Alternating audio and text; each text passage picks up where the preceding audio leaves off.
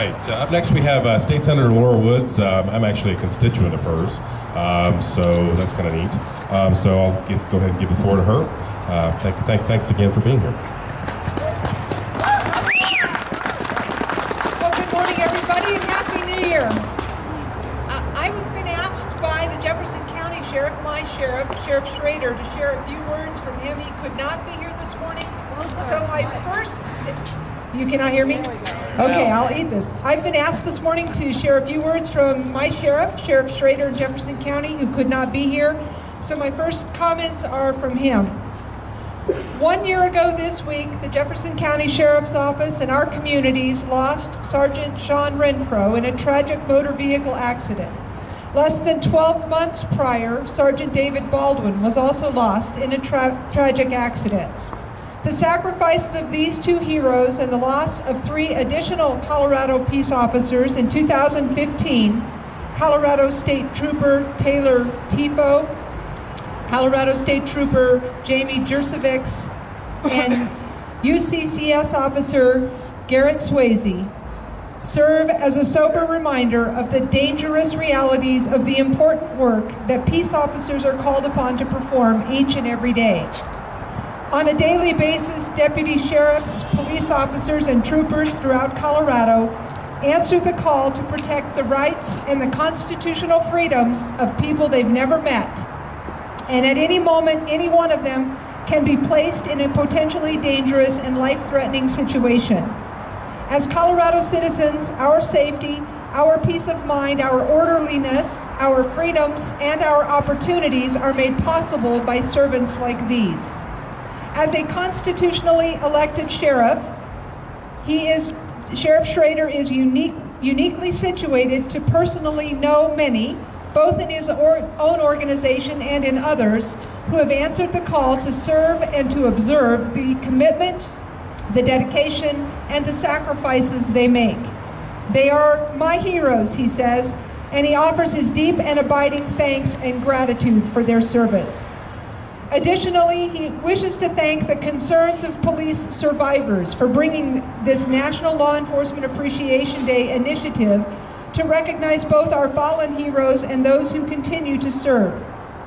He would also like to offer his gratitude to local organizers, in particular Barbara Gessler, for bringing focus to the hardworking and honorable peace officers of our great state.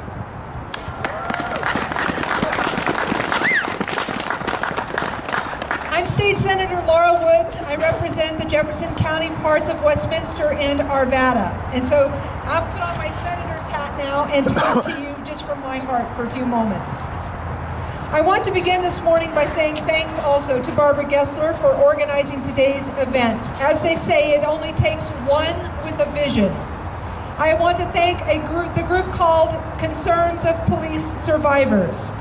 They're responsible for organizing this on the national level.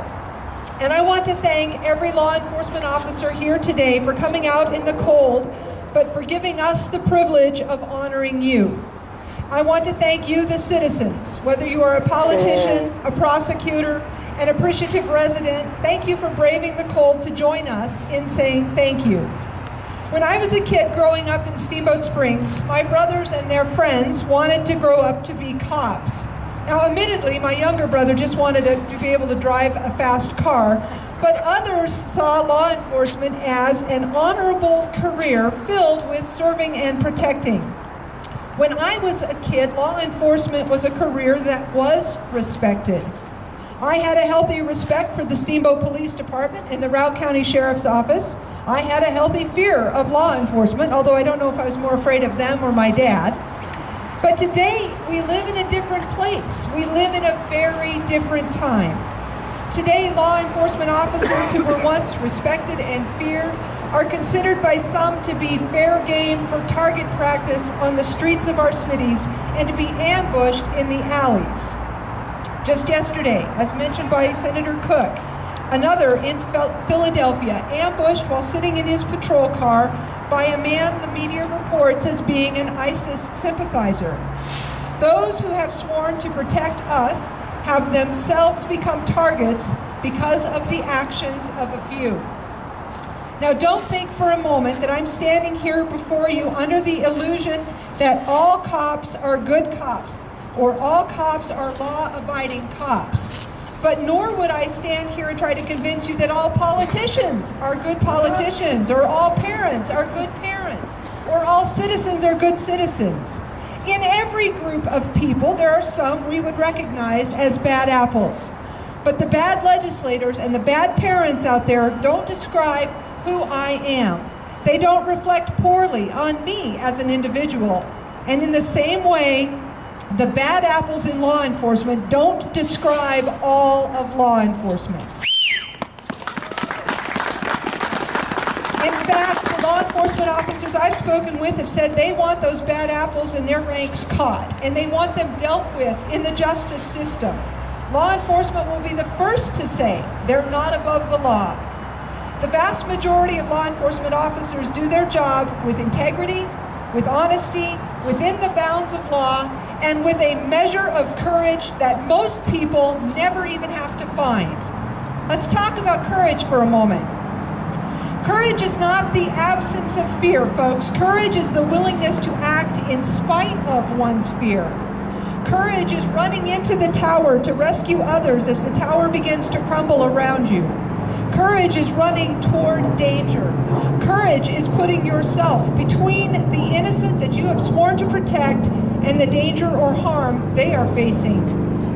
I'm reminded of a San Bernardino law enforcement officer who said with a lot of courage to those innocent citizens he was protecting, "I'll take a bullet before you do." That is courage.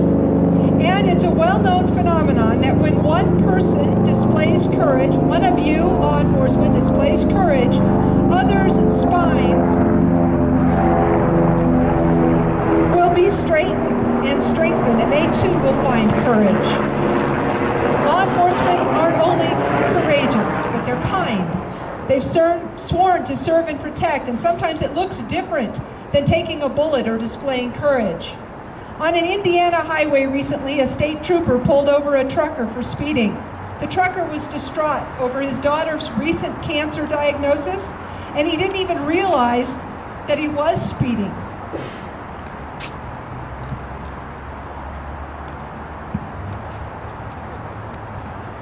So when the trooper heard his story and saw the distress in his father's eyes, instead of issuing him a ticket, the trooper prayed for the trucker, his daughter, and his family. And the trucker said, "We will never forget what that officer did."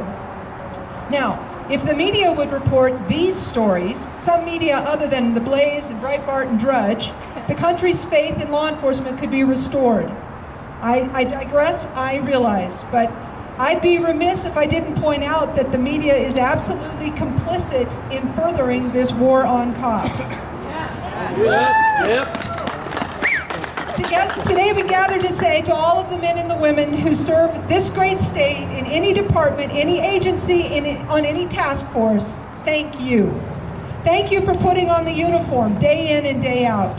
Thank you for putting yourself between me and danger, between my loved ones and danger. Thank you for protecting our businesses, our homes, our cities, and our streets. Thank you for displaying courage and kindness and integrity. And thank you, too, for holding accountable those among your ranks who break the law. Here in the Capitol, we have full-time state patrol officers who protect and serve not only the staff and the elected officials, from the governor clear down to the legislators, but they serve and they protect hundreds of visitors who come through this fabulously historical building.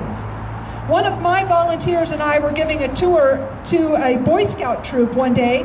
They were an Arvada group, and we were taking them on a tour of the Capitol. It was done in the evening so that the Boy Scout troop adults could come along and participate. And so we needed a state patrolman's escort through the building. He was simply amazing. He took those Boy Scouts clear up into the highest level of the dome just because he knew they'd like it. He took them down into the tunnels to see the Capitol from underground just because he knew they would like it.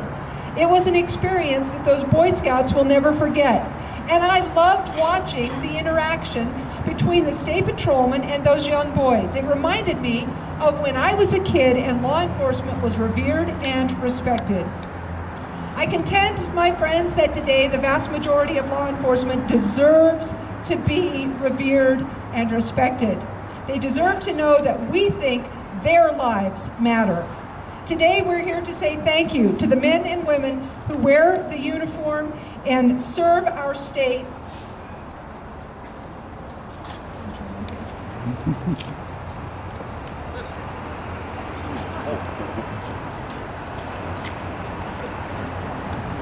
We're here to say thank you to the family members of those who've died in the line of duty. In a very real sense, you have made the ultimate sacrifice, and we thank you. May God bless each and every one of you with his protection, his guidance, and his wisdom, and may God bless America. Thank you, Senator Woods. And again, we have a gift for you as well, a blue bow for your office or home or wherever you'd like to display that. Thanks again for attending. We appreciate that.